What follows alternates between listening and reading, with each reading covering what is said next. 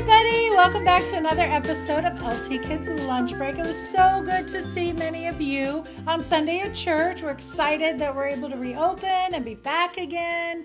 And today we are going to continue our LT Kids Lunch Break episodes. We hope you're enjoying them. Yeah. Tomorrow night's lesson that is available for you to download is on the power of the Holy Spirit to give us prophecy, or the power to speak prophecy. So what the heck is prophecy? The prophecy is like knowing what's going to happen and be able to describe or foretell what's going to come later on. Not now, but later on. But later on, exactly. It's a foretelling of things to come. No, it's not like a fortune teller. That's like, we're not talking about that. We're talking about a message from the Lord, specific message from the Lord, a prophecy. So it's probably the most famous prophetic message in the Bible. Well, it was the birth of baby Jesus. The birth of Jesus, yes. So the Bible gives us over 300 prophecies of what Messiah will look like, or attributes of Messiah, and Jesus fulfills every single one of those. And the odds of that happening is astronomical. It's like 1 to the 10 to the 59th power or something like that. It's crazy. You have a better chance of winning the lottery every single day for the rest of your life than are the odds of Jesus fulfilling or just one person fulfilling every one of these prophecies of Jesus. But our God is not bound by things of man. He is not limited. And so it's just a beautiful picture for us that there's no doubt of who Christ is.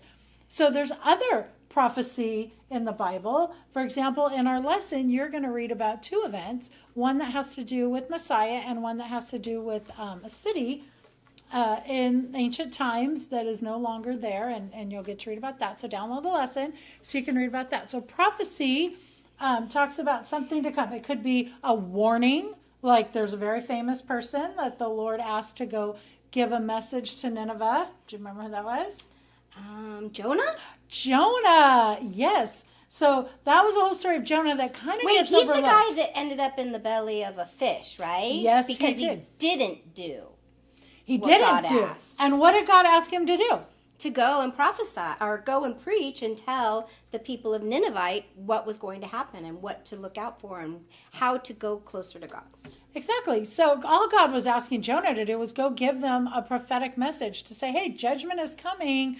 Turn your hearts back to the Lord. So sometimes prophecy is a message of coming judgment. Sometimes it's a message in the Bible. The Lord sends disciples out and he's like, hey, you're going to take no sandals with you, and you're not going to take a sword with you, and your shoes will not wear out, and you will not need that sword. So that was also a prophetic message of something to come. So prophecy is a message of something to come. So it can be a warning, it can be something great, and the Lord still gives us. So he can speak directly to us. The Holy Spirit can fill other people, such as Isaiah, Jeremiah, Hosea. There's so many prophets in the Bible. So we have a little activity today to illustrate a prophecy or kind of a warning or a message of what's to come. So I'm going to be blindfolded. And I thought this was your mask that you have to wear. my superhero. Oh yeah, my COVID mask. No, those are. You're gonna have to edit that. What is it? Those are. Rescinded? No, what's it? They're optional. Oh, so, not in North Carolina. No, wearing a mask here in Riverside County is now optional. So this is going to be my blindfold, and I'm going to trust Susie to give me the right message of what's ahead for me as I walk through an obstacle. So I see what you have ahead of you, so I'm prophesying to you how to walk through. Yeah, and if I don't listen to what she's telling me, I could stumble and fall and run into something. So I have to be wise and listen to the voice of prophecy. That's kind of like how we to me. Listen and obey to our parents. We listen and obey to God without questioning sometimes. You're just to listen and obey. Exactly. And so it's a trust thing too between you and I, that you're trusting me, just like we trust God that he's going to push us and put us in the right direction.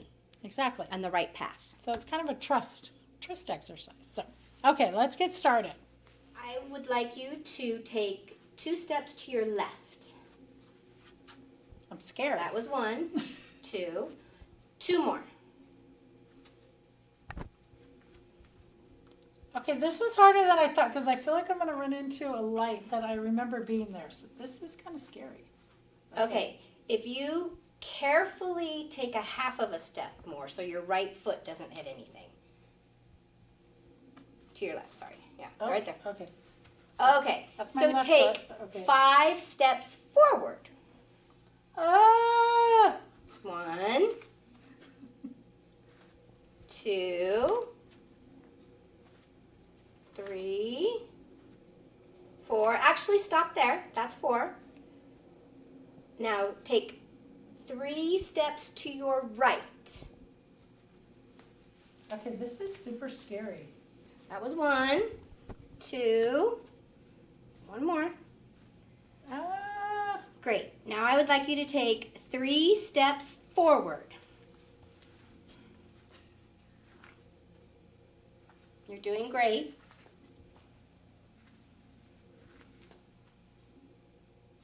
Now turn to your right.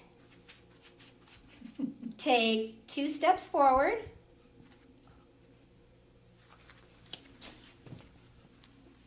Turn to your right.